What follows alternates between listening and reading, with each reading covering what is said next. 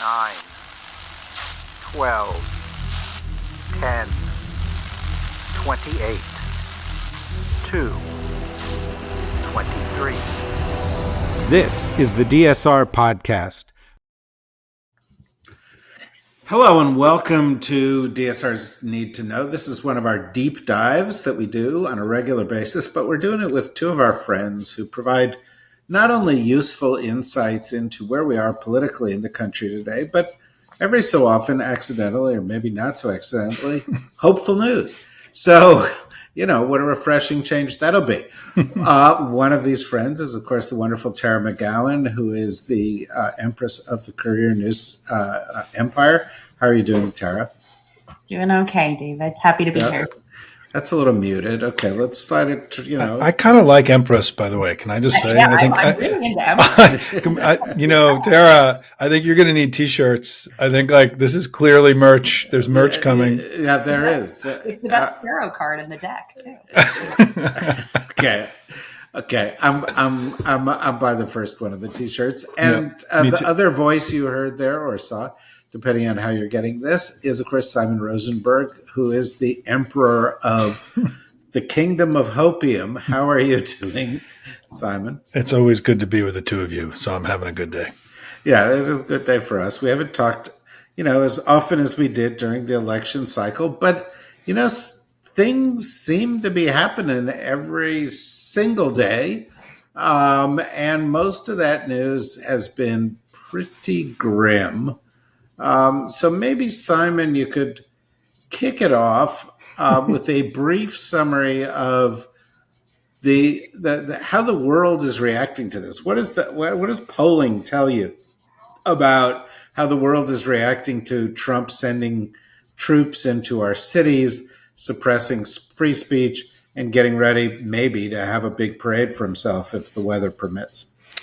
10 days ago, Trump had a series of pretty good polls. Like, his numbers had come up from sort of the bottom that they had been at a couple months earlier due to his tariffs and his terrible government. But then I think a couple big things happened. I think the attack, Elon Musk's attack on Trump, I think was significant. I think it was because it was heard in the MAGA world. I mean, none of us can really break into MAGA world. Elon did. And Elon emasculated Trump. He humiliated Trump. He called for his removal from office. And I think this has had an impact on his standing with some of his supporters and weak supporters. But then the second thing that happened is that he overreacted. And I think he and Stephen Miller, because, Stephen Miller's wife has now left the White House and is working for Elon. So whatever that all means, it looks like two men were emasculated last week. And, the two little boys got really angry and they called in the Marines and the National Guard to sort of make themselves strong again after having been humiliated. And it was an overreaction. So wait a second. You're blaming Elon Musk for taking Stephen Miller's wife for why there are Marines in LA? I'm just trying to understand. I'm not saying. I heard that connection exactly that way. I'm here for it. I'm not saying these are causally connected. I'm saying these things happen, in order, in sequence, right? And we will find out someday when the books are written. But all of a sudden, the two boys had their egos bruised and their butts hurt. And, the way they had to deal with it is by getting really strong and macho. And they called in the Marines and the National Guard, over 300 protesters in an LA suburb, and tried to be super macho guys. And what's happened is the country has, we now have enough data in the last couple of days that's polling after the weekend. Trump has taken a big hit in his approval rating. He's now more than 10 points underwater on immigration in these polls. He's more than 10 points underwater on deportations. And all of a sudden, it looks like this guy the economy was failing. He was getting beat in the courts, right, all the time, that Doge didn't produce what he wanted. He's been, Putin is treating him like a rag doll and ignoring him and pretending he doesn't matter. Bibi's now defying him. He's being defied by and failing all over the place. And as I say, he's weak. He's not strong. And then they did this kind of impulsive, wild thing, and it's backfiring on them based on the data so far. And so in this world that we have to live in of traditional politics, conventional politics, political gravity, he's having a really bad week. Again, after having had a really bad week last week. And, it gives me a little bit of hope that, that people are coming to realize that this guy isn't what many people hoped he would be. And that there's a sense of betrayal. And then finally, they are way out of whack with the public on where they are on the treatment of immigrants. I mean, the way that I say this simply, the American people are very tough on the border, right? They want border security, keep people out. But for the people who are here, 20 years of polling has shown us that they want humane treatment of the people that are here. This is inhumane treatment, and it is over the top. This was never going to be popular. And there's been I would consider, as somebody who's been reading polling on immigration for 20 years, the reaction has been significantly negative, more negative than I would have anticipated based on the data that's come in the last couple of days. So the way I like to say this, David, is that Trump is weak. He's not strong. He's a loser. He's not a winner. He's a big bubbly baby man. He's not a strong man. And we have to keep that in our mind all the time as we keep the darkness and the ugliness and the urgency we have about all the things that he's breaking in our mind simultaneously. So, Tara, you feeling better? Should we have these therapy sessions more often? I do love moments of delight right now in general. And I would say I think we all were gifted many moments of delight during the Musk-Trump public, breakup. I also love that we can put to bed forever, I believe, that women are too emotional.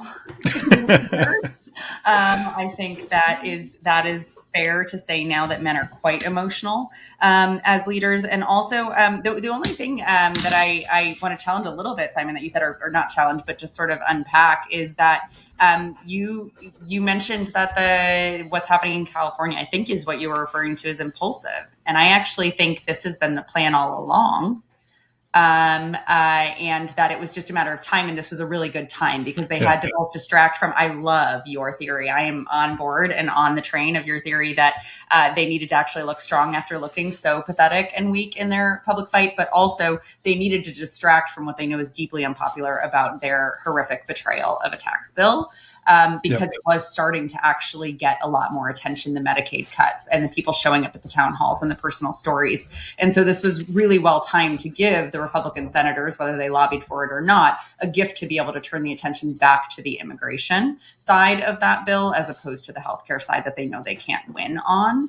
And that is the job of all of us and everybody on the pro-democracy side, is to not to ignore at all what is happening in California around the country related to this horrific and inhumane deportations, but to not also lose sight of making sure that we are drilling down and communicating every day about what the cuts to Medicaid and SNAP benefits and the job losses inherent in those would do to society writ large and to communities as well. So they are basically ripping apart the threads and fabric of our communities on all fronts right now. And that's the challenge, is how it is all happening at once. But I do believe that this was quite the design.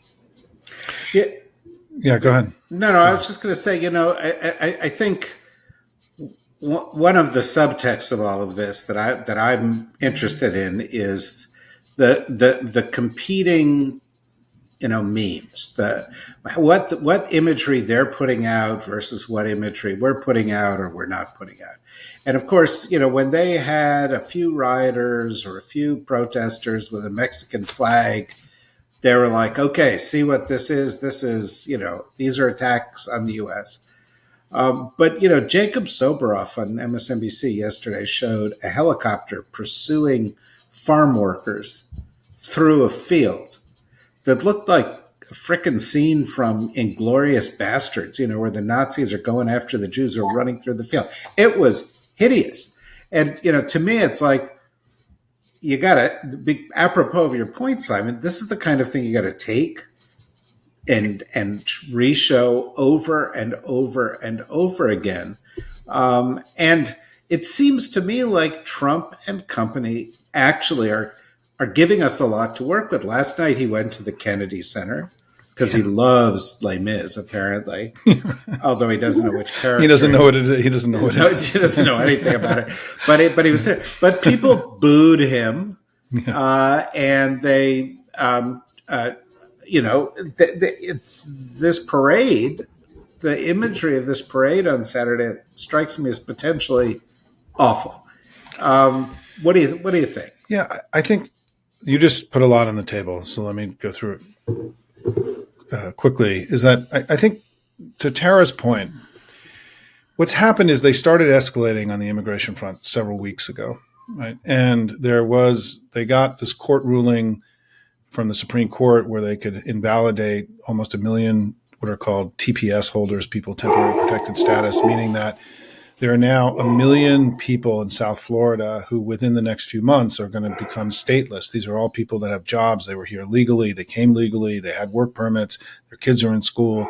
And all of a sudden, because of Trump's extremism, 1 million people in South Florida can't go home to Venezuela, to Cuba, to Nicaragua, right? And they're going to be stateless. And so you have this humanitarian crisis that's growing. That's not my dog, by the way, David. And okay, it's my dog. I don't have one, so yeah.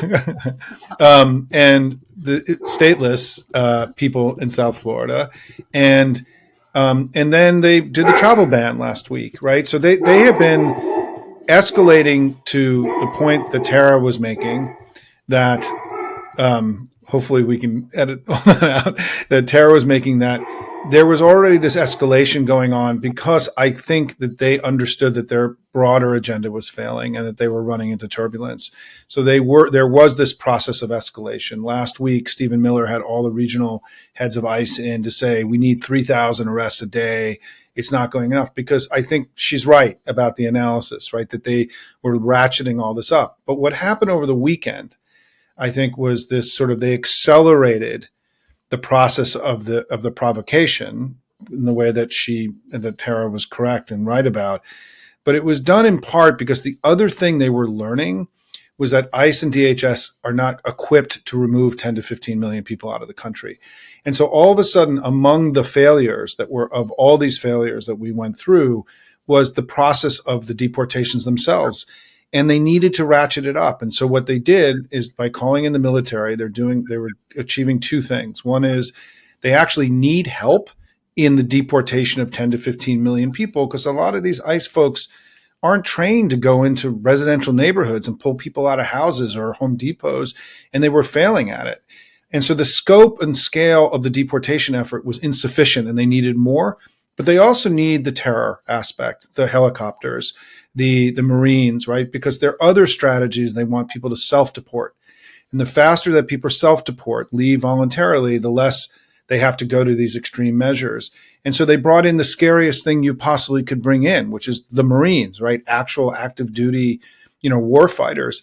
And so this has been a dramatic escalation in the last few days, and the American people are recoiling at this, David. And so, yes, I do think they have overreached, they've overshot. I do think this was impulsive in the way, Tara, I'll defend my impulsive argument, is that because I think that the hitting the military button was not something that was always going to be a last resort thing, because they understood there was going to be resistance to this.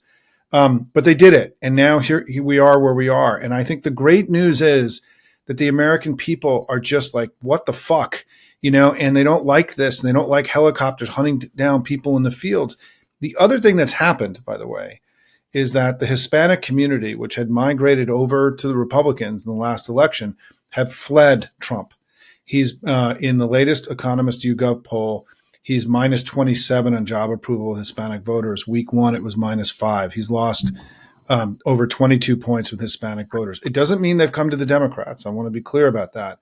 But this stuff is breaking through in the Hispanic community and is attenuating or severing the relationship he had with Hispanics. Finally, to me, one of the most significant things that happened in the last 10 days in all this is that in Miami, I was just down in Florida, in South Florida, the Cubans are starting to break from Trump.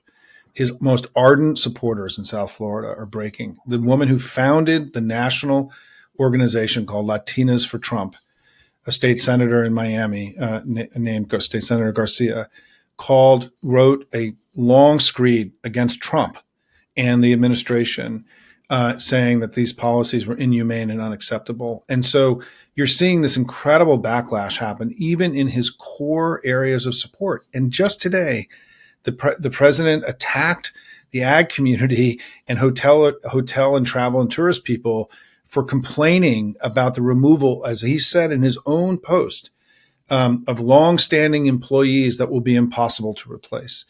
And what he was telling his, the ag businesses and hotels and restaurants is, F you guys, I'm pulling all your people out. He claims they're here illegally and all this other stuff, all this crazy language. And so now you have this growing defiance to this insane policy that's happening all across the country. And yes, they thought they were doing this, to Tara's point, to change the subject, to make things better, and it's made things worse. And thank God, by the way, that this has been the reaction of the American people in the last few days. Do you want to respond to any of that, Tara? Because there was a lot there. Yeah, no. I don't disagree with that. I think, we always knew, and Simon said as much too, that they were always going to hit the military button. That is part of the overall strategy, right? They need to do that. They need to instill fear. They need to create some sense of military states in blue states, especially like the one that has the biggest economy in the country. And so we all knew that was a matter of time. I think that Simon's probably right that it was faster than they thought, and that I think they expected the backlash too. I remember that first interview Trump did after his inauguration. I think it was with Meet the Press sit down, where he said, "You media, when we start doing these deportations that the voters voted me in for and that they wanted, you're going to, focus on the families torn apart and not the actual, this is what the American people want." Like, he knew that that part was going to have a backlash. But Simon, to your earlier point about how inhumane this is, like, they are treating this quota thing of 3,000 a day. And Stephen Miller is, in my opinion, like the most evil human, if not the, then one of. It is literally these people pulling people out who have nothing. And it is the betrayal to his voters that did want criminals out of this country who were undocumented. That was what they thought they were voting for. That's what Trump talked about all the time. And they have absolutely no proof that the vast majority of these folks that they are ripping away from their families who've been here for decades, some of them, if not longer, have absolutely no criminal records whatsoever. And I think that reckoning is really important. I don't see, I guess where I lack the hopium, Simon, and maybe you can give me some more of it, is that, if they still get this bill passed and they have meaningfully distract the entire news cycle and all of the Americans focused on immigration and this, for better and for worse, because it is hitting his polling and it will continue to, but they still get this bill passed and it is disastrous to every other piece of this country and fabric of this country, then, what have we won in this, right? We have to translate this into action for the midterms, yes, but I am actually very scared about them passing the bill and quieting protests with more military presence. I think this is a legitimate and serious concern, because I think that one of the reasons they did this last week was that, on Thursday and Friday, the press coverage and the insidery publications in D.C. was the Senate bill was starting to run into serious turbulence. And I think Trump is probably communicating now that we're in this national emergency of 300 people protesting in an L.A. suburb, that, they all need to get in line and get this thing done, right? I think this was part of the tactic and the decision making. The problem is that for them is that I think the Senate, many, many senators, more than they want, have come to believe that this bill is a bad bill, right? And for different reasons. People have different reasons, right? The deficit is too high. The Medicaid cuts are too deep. The rolling back the clean energy tax credits are too extreme and going to hurt industry in their states, right? There's a variety of reasons that people have stated for their concerns.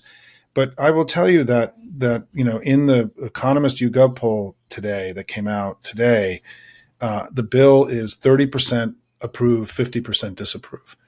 The disapproval rating on this bill is higher than any other part of his agenda right now, right? So he's got really low marks on the economy, really low marks on inflation, really low marks now on deportations and immigration. And so they're pivoting now to a bill that is the single most unpopular thing that he's actually proposed or done. And so politically, this thing is an incredible turkey and a heavy lift right? Because it's just dying of its own weight with the public, because it is going to do so much harm to the country. So at least I would say, Tara, my optimism here is that, I've been in Washington a long time. I've worked on the legislation. I don't think the Senate Republicans want to pass this thing. And it doesn't mean that they won't end up coming around at the end of the day.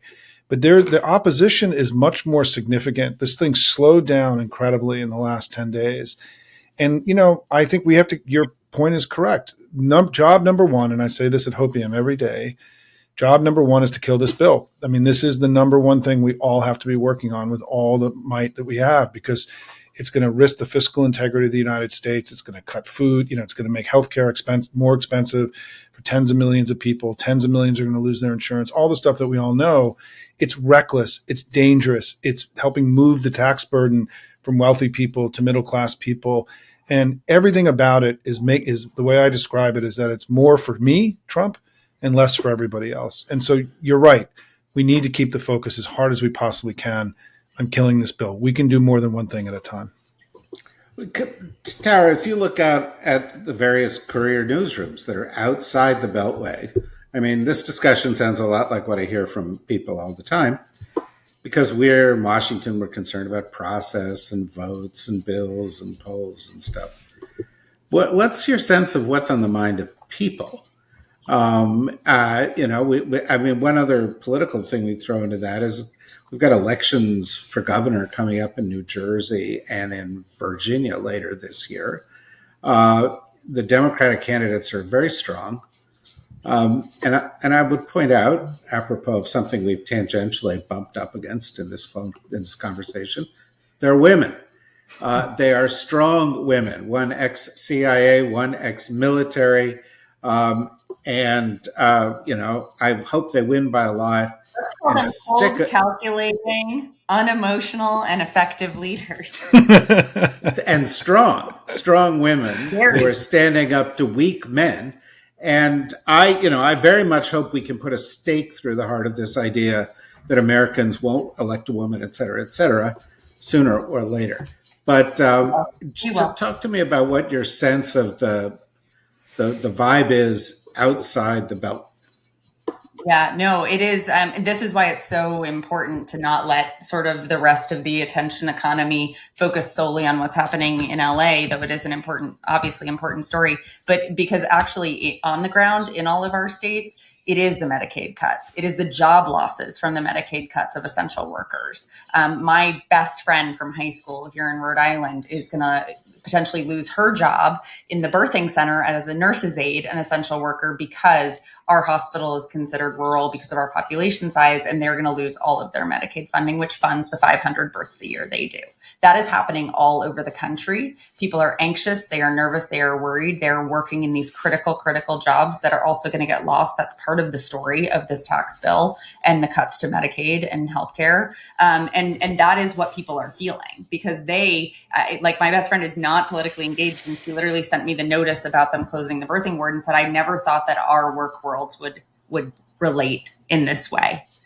Because she follows what I do and everything, but had no idea that this was coming and started to ask me for research. And it's because the state can't backfill the Medicaid dollars that they're going to lose from this. And so this is a deeply local, deeply personally felt crisis for people. And so that is where their heads are. That's where the folks showing up at the town halls that Democrats are having in red districts, that organizations are starting to have across the country. That's what they're coming out and saying, that their child with disabilities is going to lose their healthcare, lose their resources, lose their mental health counselors.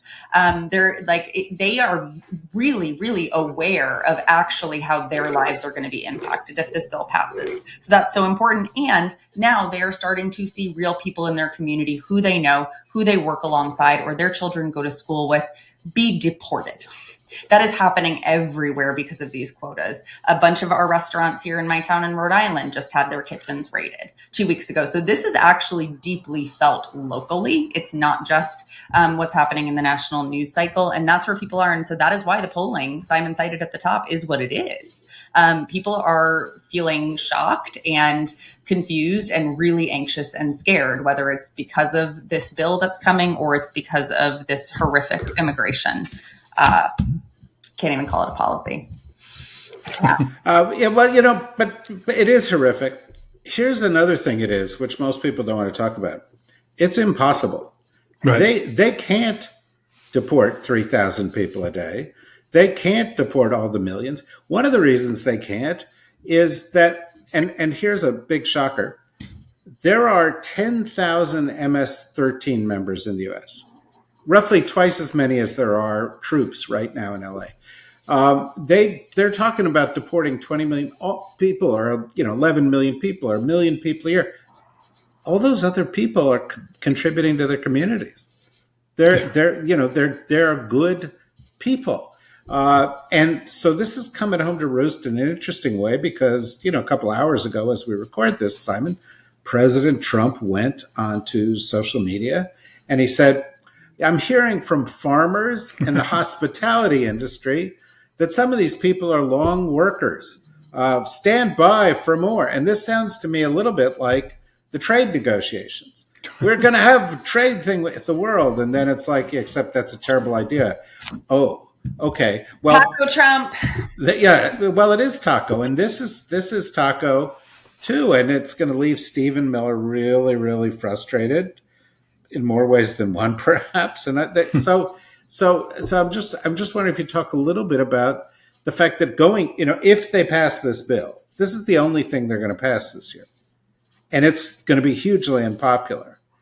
And then what are they going to do? Distract everybody with an immigration policy that actually is hugely unpopular and can't work? I mean, I think this is a really important, grounded conversation, and Tara's sort of bringing it back to local communities that are seeing this happen all across the country is one of the reasons this thing has turned so unpopular. I remember there was a story in the last few days that I read about a person in a local community saying, "You mean the guy that who's been making pizza for me for the last 20 years is somehow like a terrorist?" Right. And they, I think that, look, I think what the American people are beginning to understand is that Trump is waging a really aggressive campaign against their interests and against their lives and against their futures. And, the tariff bill is going to cost everybody money and raise the prices on everything in America. Right. The reconciliation bill is going to devastate healthcare coverage in the United States for tens and tens of millions of people and make their lives far worse. This mass deportation bill is ripping communities apart, and people are losing workers. They're not going to be able to run small businesses. This is going to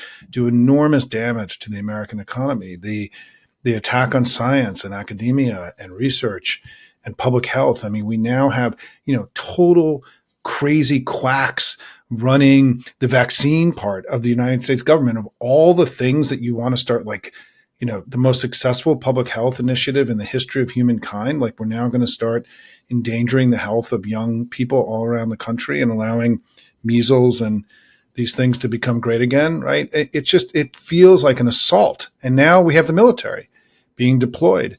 And I go back to something, David, that both of you, and this is why what I wrote about at Hopium today is how unsustainable this policy is, this immigration policy, because what's happened is that Stephen Miller now realizes that the only way that ICE and DHS can be successful is if the military is with them when they go into these communities.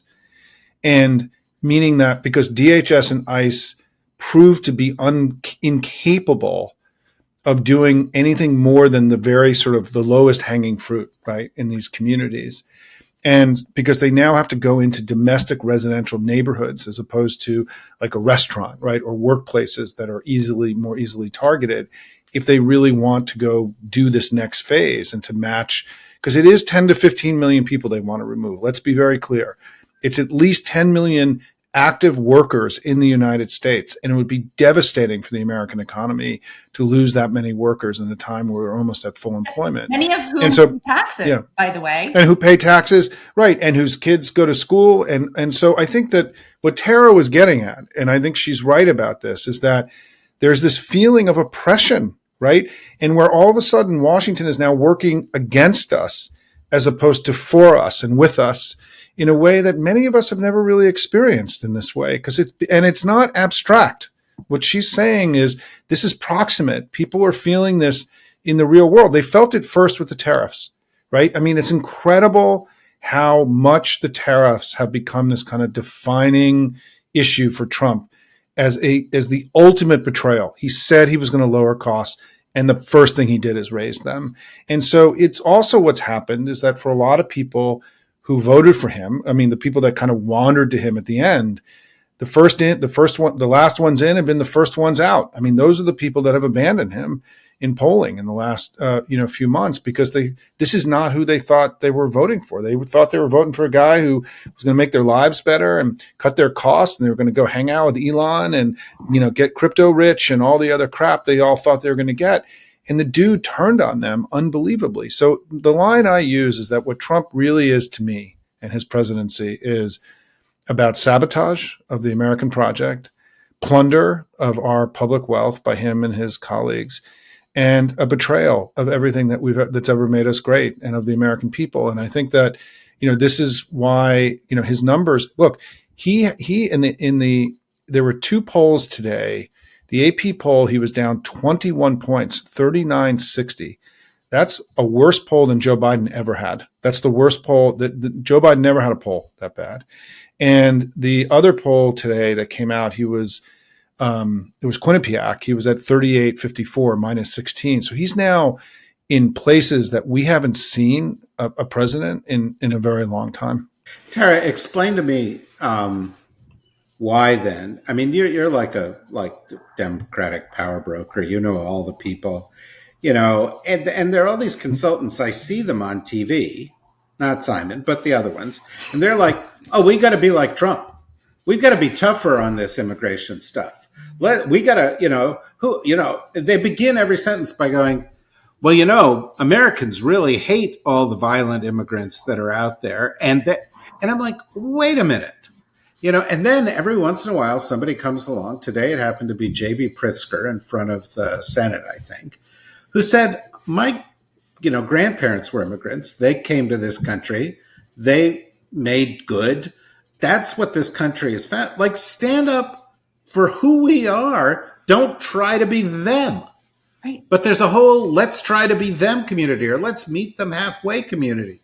Driving me crazy. Or is drive you crazy? Or? Yeah, I would say a lot of those people, let's try to be them, are the people that got us into this mess in the Democratic Party, where Democrats have the lowest support they've ever had in this country.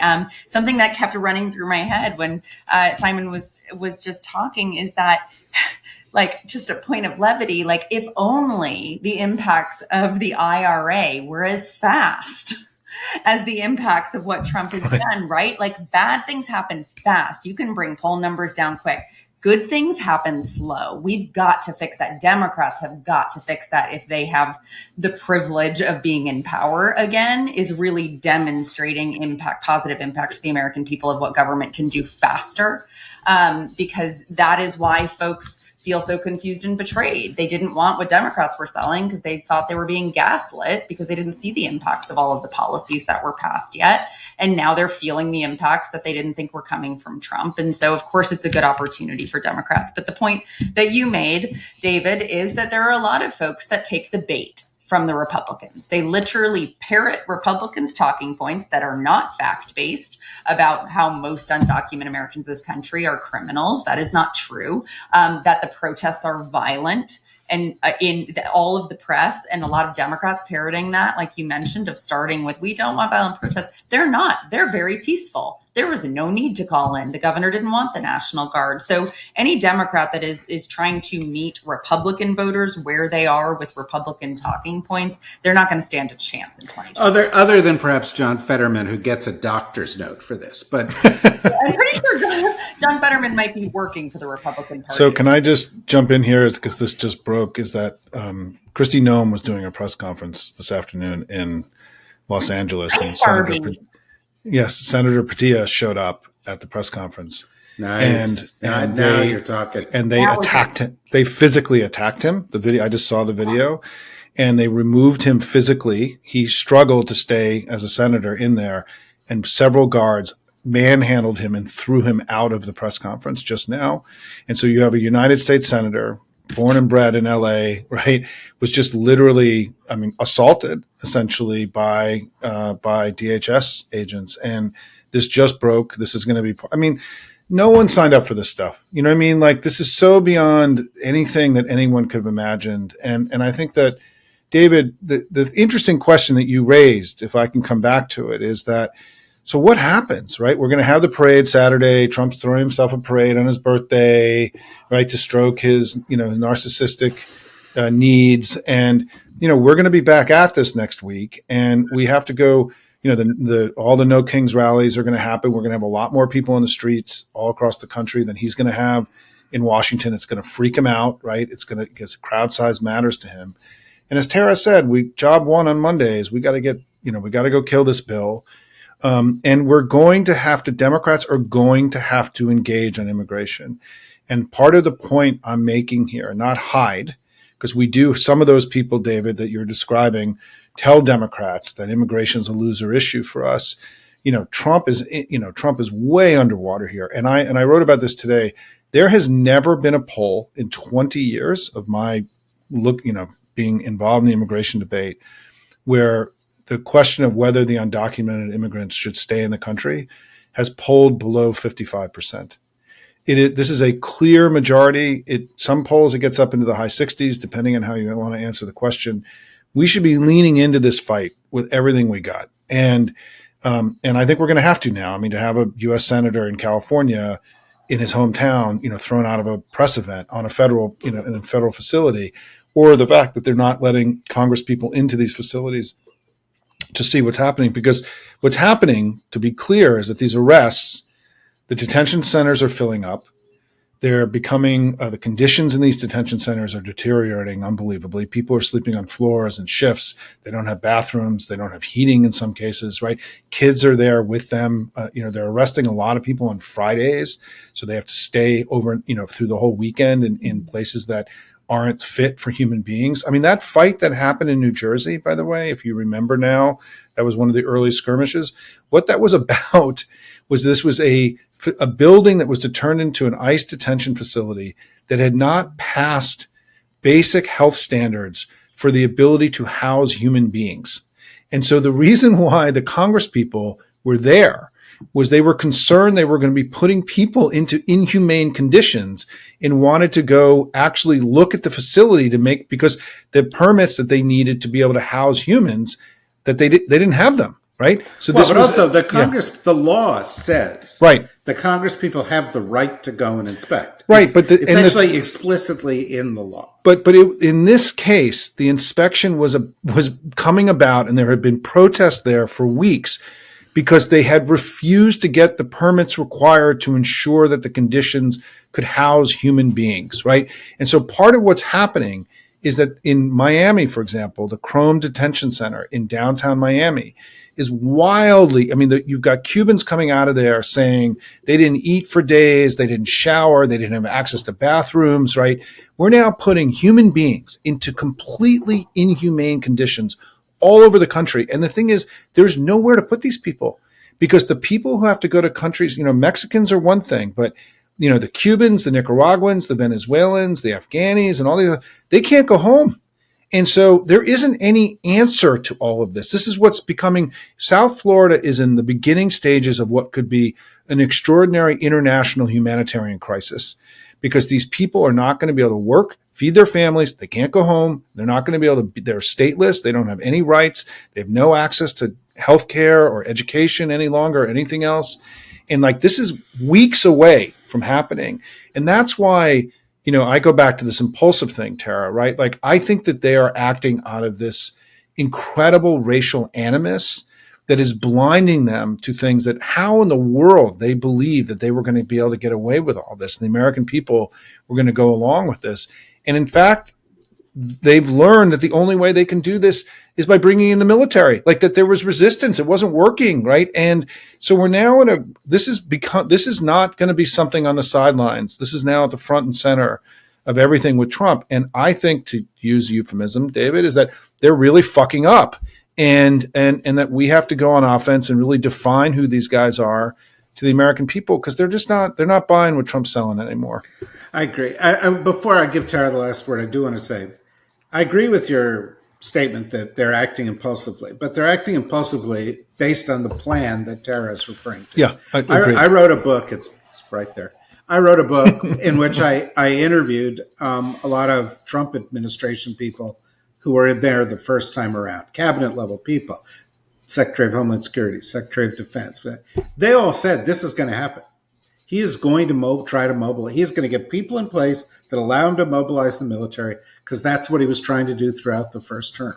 The question is, what is the predicate? What is the pretext that he was using in order to do that? And they picked a very weak, bad predicate. Agreed. Because of this impulse that you're talking about. So I think because I'm a diplomatically oriented guy, you're both right. last word, Tara. No, I was just going to sort of underscore what Simon said. The racial animus is true. I mean, they are showing us who they are. They do not think these people are humans. They are numbers for them. They are political weapons for them. And that is where these violent images that are coming out about people being forced and pulled away from their parents, and the kidnappings and all of this is what they underestimate, is that we are a multiracial country. We were founded on immigration. That is it is different than in certain countries where they have been able to villainize and weaponize without as much political backlash. It's just, I think and hope. I want to end on a hopeful note that what Americans are witnessing, and the fact that they cannot put all of this, they can't censor all of this content. Everybody has a camera now, right? This content is going to continue to come. They can't censor all of it, and they're certainly not able to this quickly. That will make a difference, because people are scared and people are angry and motivated. And I do want to end on the note, because there are a lot of protests around the country to counter Trump's big, beautiful birthday military parade on Saturday, that folks should not be scared, because it is power in numbers and we have to get in the streets. And it is intimidating to them when we do as well. Well, I'm grateful to talk to you guys, and we should do it more frequently, because I learn and I'm also elevated. I will leave you both with just a little reminder for your date books, that Monday, June 16th, is the 10th anniversary of Donald Trump coming down the stairway. The escalator? In the escalator in the Trump Hotel. And so we've been dealing with this for 10 years. And what did Trump say as he was coming down the stairway? What was his first remarks? Mexicans are rapists. We've got to stop it. It was racist. And it was about this from the beginning. He has not evolved. They have not evolved. Anyway, we'll come back. We'll continue this more. And for all of you who want more like this, by all means, go to Hopium, subscribe to Hopium, support Hopium, go to Courier Newsrooms, follow them, follow what they're doing. They're really being very innovative in the way they're using the media, and follow both of these guys whenever you can find them. I'm grateful that you're friends, and I hope you come back soon, and grateful for all of you for joining us, and there'll be more like this every day here at the DSR Network. Bye-bye. Thanks, everyone. Thanks.